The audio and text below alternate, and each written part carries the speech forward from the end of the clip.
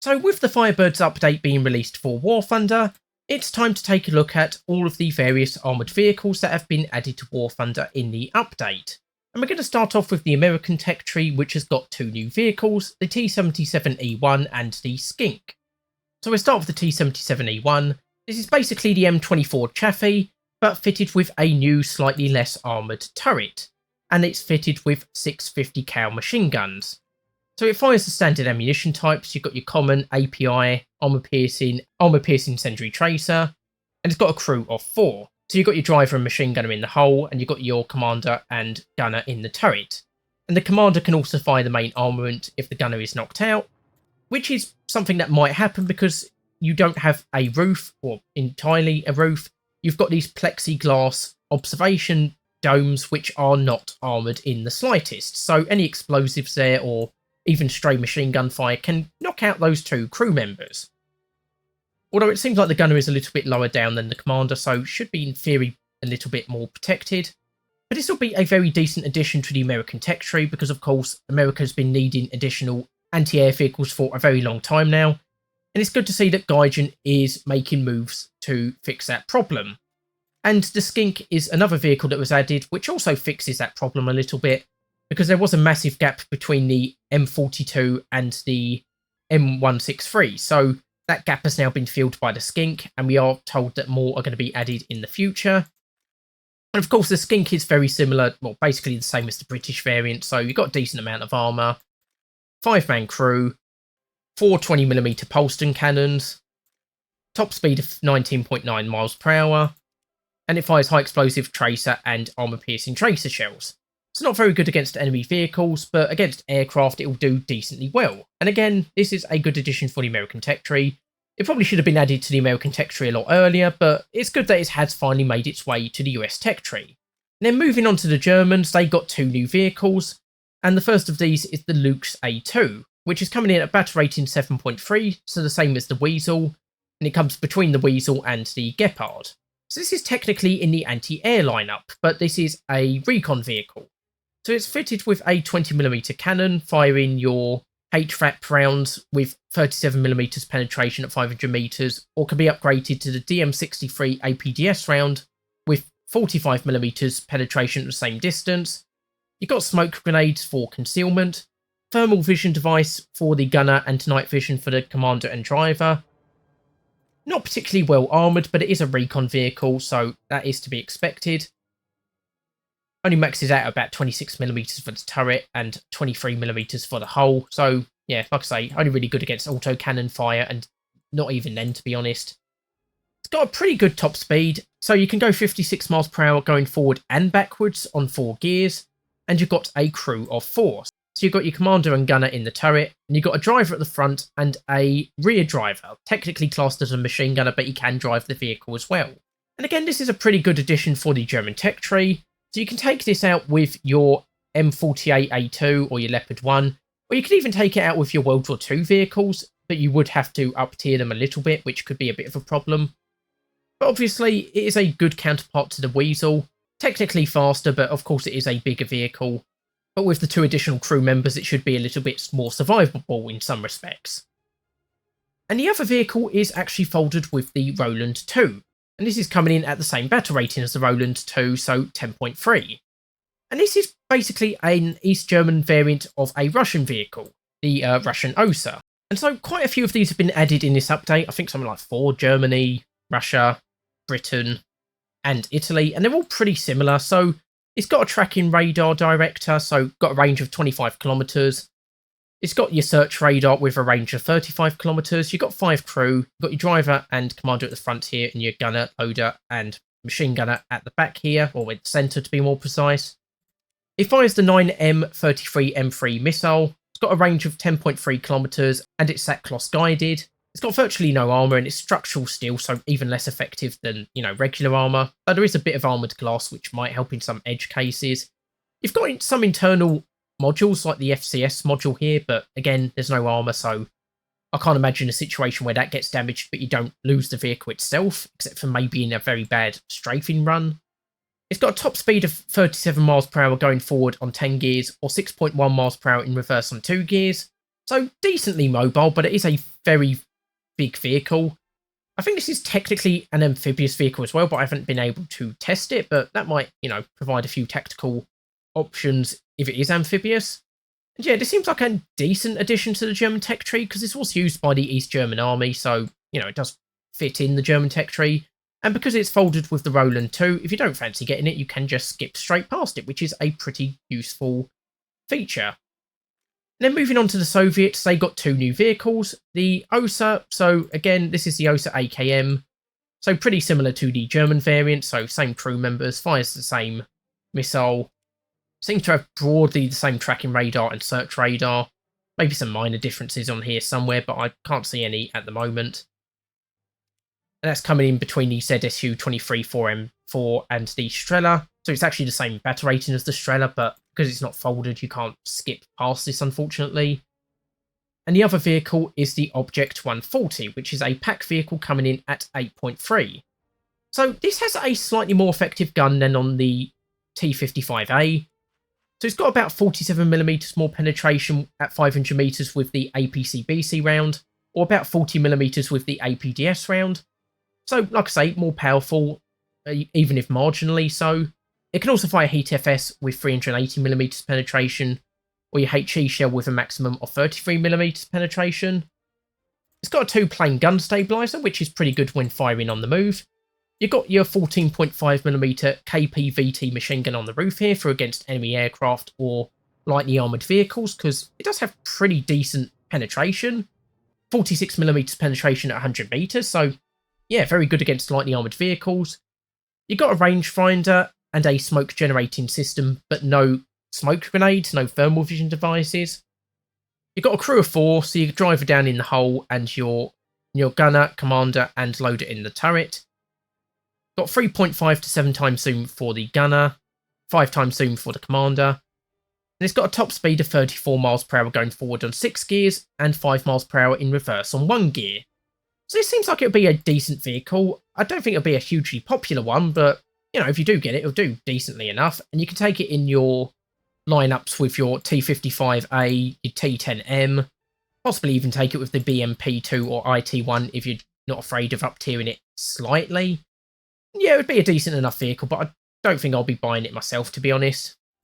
Then moving on to Britain. Britain got a few new vehicles. So one is the Ram 2, which is basically the same as the American M4A5. And this is a premium vehicle, costs 1,150 Golden Eagles, battle rating 3.7. It looks pretty nice. You've got the CanMech, Can Military decal on the side here. You've got the blue triangle. Got the A12 on the left side of the turret. Got the serial number. So it looks pretty nice, but it is basically the same as the M4A5. So it fires the same rounds as far as I can tell. Seems to have the same armour, same 5-man crew. It'll do decently enough in the British tech tree, and it is nice to see that it has been added to the British tech tree, because as a Canadian vehicle, it just kind of makes sense for Britain to have access to it. Probably won't buy it myself, but it's a decent vehicle if you're looking for a premium at rank 2. Then, of course, one of the other big vehicles was the Scimitar, which is coming in at battle rating 7.7 between the G6 and the Fox.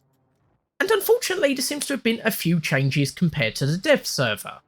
So, as I mentioned in the dev server, this is basically the Fox, but as a tracked vehicle, so a little bit slower. Top speed of 50 miles per hour going forward and backwards on 7 gears. But it did have access to a few minor advantages, such as thermal vision. That seems to have been removed. Fortunately, the zoom has been slightly improved, because it was only 8 times on the Scimitar compared to 10 times for the Fox. It's now 10 times for both of them, which is pretty good.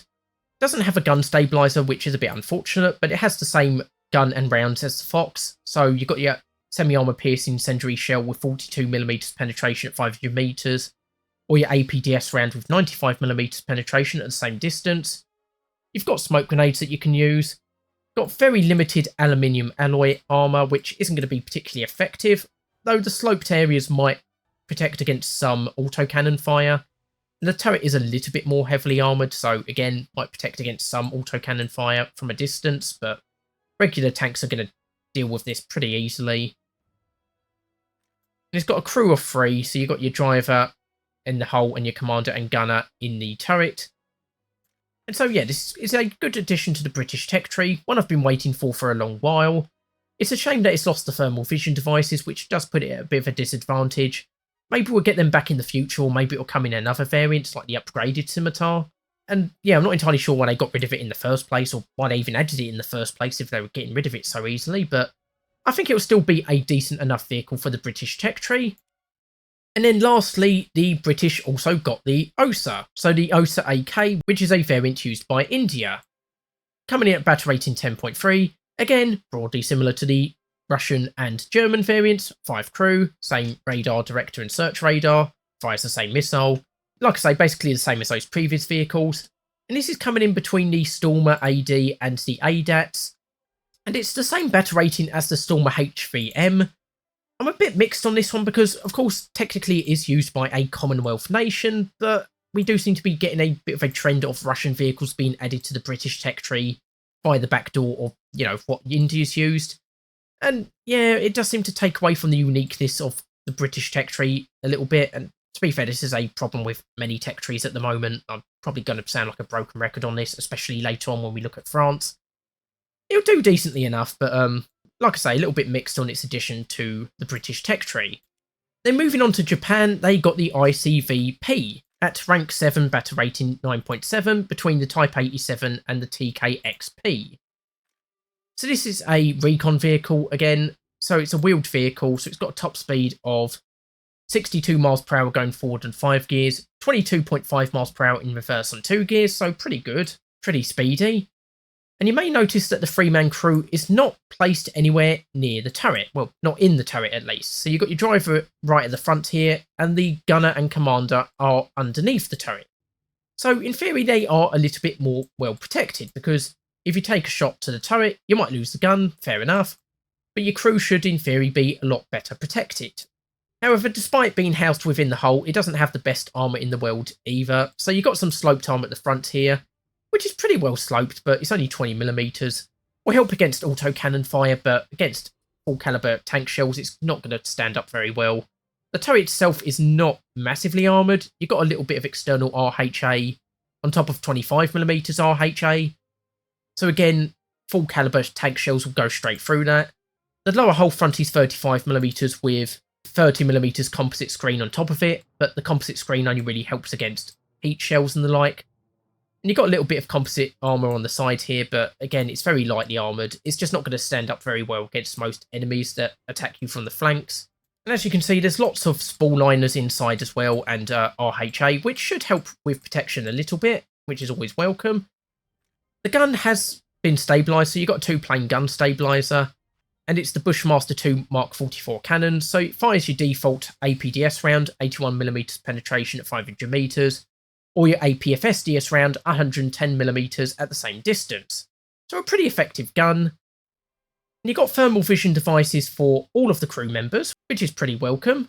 You've got a laser warning system and laser rangefinder, so very good for targeting faraway enemies. You've got smoke grenades for concealment, and a scout UAV for, well, scouting.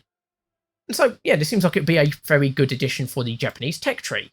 But I'm kind of surprised it's been added because I didn't think this was even in production yet, or only recently went into production. But yeah, we'll see how it performs in game, and yeah, it seems to be a pretty decent addition for the Japanese tech tree. Then moving on to China, they got the PLZ-05, which is an artillery vehicle between the PLZ-83 and the M113A1 TOW. So it helps fill the gap between those two vehicles, which is always welcome. And as you can see, this is a very long-barreled vehicle. So it's reloaded by an autoloader, so it's got a reload time of 7.5 seconds. But of course, if your autoloader gets damaged, then you are in a bit of a tough spot there. And as you can see, the turret is completely lined in a spall liner, so that should help a little bit with protection, but it is an artillery vehicle. It's not massively well protected. So on the exterior, it's only 25mm thick for the sides, 30mm for the front. So yeah, it might help against autocannon fire or the odd artillery shell, but not going to stand up to much, to be honest. The gun itself fires HE shells, so you've got your HE and HEVT with 60mm penetration, or you've got your semi-armour piercing capped ballistic capped shell with 156mm penetration at 500 metres. And it's got 5.1 kilograms of TNT, so if you do penetrate a vehicle, it's going to cause a lot of damage inside. Basically, you're going to have a very good chance of one-shotting most enemies. and the gunner's got 4 times to 9 times zoom, while the commander has 5 times zoom. You have got a 12.7mm machine gun on the roof for anti-air defence. Got a top speed of 37 miles per hour going forward on 6 gears, 8.8 miles per hour on 1 gear in reverse, and you've got a crew of 5. So your driver down here at the front of the hull, and your commander, gunner, and 2 loaders in the turret itself. And yeah, it's good to see China getting another domestic artillery vehicle, because of course I know we did get quite a few artillery vehicles not that long ago, but most of them were the M109, so it's good that China's getting quite a few domestic vehicles, at least on the artillery branch, and it looks like it'd be a very good vehicle for Chinese players. Then moving on to Italy, they only got the one vehicle, which is the Romanian Osa AKM. Again, we've already covered this. Seems to have pretty much the same tracking radar, same search radar, same crew, fires the same missile. So again, like we've seen with the previous vehicles, and this is coming in at 10.3 between the Mistral and the Automatic, so it does feel a little bit of a gap there. And it's nice to see some Romanian vehicles being added. Hopefully we'll get some unique Romanian vehicles added in the future, like the TR-85 or TR-580. But yeah, it seems like it would do decently enough for the Italians. And then moving to France, of course, we got a whole bunch of Leopard 2s. So this is technically for the Netherlands, a part of the Benelux subtree or tech tree. And this is the Leopard 2A4NL. And this is the Leopard 2A4NL, the 2A5NL, and the 2A6NL. And yes, this is basically my problem with the subtrees at the moment, that we've got lots of unique Dutch vehicles that could be added, but we're basically just getting copy-pastes of other nations' vehicles. And this is very bad, especially with the Leopard 2s at the moment. I haven't counted, but it's got to be more Leopard 2s than Sherman tanks at this point, surely. And they're in quite a few tech trees at this point, so it really takes away from the uniqueness of the German tech tree. And, you know, it takes away from the uniqueness of the French tech tree as well, because soon you're going to have, for the top tier, just leopards fighting each other. It would have been nice to see some domestic French vehicles. I mean, I know there's not a massive amount of choice for them, possibly. I mean, I'm not a huge expert on modern French tanks, but yeah, I don't like the idea of these subtrees being added just so we can get copy-paste vehicles for other nations. Again, I'd probably sound like a broken record on this, but that's just my feelings on the matter. Then nearly at the end, we've got Sweden with just the one vehicle, the BMP-2MD, which is a squadron vehicle that can also be bought for 7,200 Golden Eagles. And this is a bit of an odd one because this is battle rating 8.7, but it's lost the missiles. So you've still got your 30mm gun, so you've got your armour-piercing shells with 53mm penetration 500 metres or 79mm with the APDS round. You have got thermal vision devices for the gunner, commander and driver, so all of the crew, which is pretty handy. You've got a scout UAV and smoke generating system as well as smoke grenades. And you've got your 3 crew inside, so your driver, gunner and commander, who can also fire the main armament. A little bit of internal armour. A little bit of extra external armour, so a tiny bit of high hardness rolled armour, and then just structural steel around the turret, which isn't going to help at all, except maybe against the odd HE shell, and even then I'm really doubting it. Personally, I think this could have gone at 8.3 with the APDS rounds, because I think losing the missiles is just a bit too much for it to retain the 8.7 battle rating. It'll do decently enough, I think, and this is a squadron vehicle, so it's not something you have to massively go for. Like, it'd be more of a problem in the tech tree, but yeah, definitely not one I'm particularly looking forward to. I just think without the missiles, it definitely needs to go down in battle rating just a little bit, but, you know, we'll see how it performs in game. And then lastly, we've got the Israeli tech tree, and we've got the Sabra Mark 1. So this is battle rating 9.7, and this is basically an upgrade to the Magach 7C. So as you can see, it's basically got the same hull as the Magach 7C, so it hasn't really been upgraded there. But it has got some extra composite screens around the turret, so it's gone from 40mm to 85mm for the front. And there's less gaps around the mantlet compared to the 7C. But the big change is the addition of the 120mm gun. So it's got a 2-plane gun stabiliser, and you can fire a Heat FS round with 480mm penetration, a HE timed fuse shell with 65mm penetration, or your APFS DS round with 577mm penetration. So a pretty effective gun. This is going to be very effective against most enemies, I feel. It's got a reload rate of 7.8 seconds, which is decent enough, I suppose. It doesn't come with a roof-mounted 50 cal machine gun, but you do have a few 30 cal machine guns. You've got 2 on the roof and 1 in a coaxial position, which might help a little bit. It's got a top speed of 29.6 miles per hour going forward and 6 gears, or 7 miles per hour in reverse and 2 gears. And you've got your 4-man crew, so your driver in the hull, and then your loader, gunner and commander in the turret. The commander can also fire the main gun, and the gunner's got 5 times to 12 times zoom. So, yeah, this has some of the weaknesses of the Magach 7C, especially around the hull, but the gun is a massive improvement, and you have got a tiny bit more survivability from the composite screens, though they only really help against HFS shells. But again, we'll just have to see how it performs in game, and I think that gun will do pretty well for this vehicle. So anyway, that is all of the tanks being added in the Firebirds update, and it's a bit of a mixed bag for me. I mean, we've got some really unique vehicles like the T-77E1, the Scimitar, the Lukes, and I'm really glad we've got those vehicles added. I've made videos where I've mentioned all 3 of those vehicles being used to fix various problems in tech trees. However, on the other side, we have got a whole bunch of copy-paste vehicles, so the Benelux tech tree for the French, which is just all Leopard 2s. Some of the OSAs, like the one in the British tech tree, I'm not 100% sure on, to be honest. So, like I say, a bit of a mixed bag for me, but I'm definitely going to be focusing on some of the unique vehicles.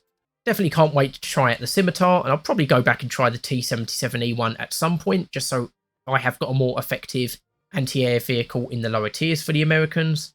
And we've got one more update before the end of the year, so I'm hoping we'll see more American SPAA vehicles, but we'll just have to see how things pan out. Anyway, that's all of the tanks being added in the Firebirds update. Hopefully you've enjoyed the video. Hopefully you'll join me for the next one. I've been Tyranno, and I'll see you next time.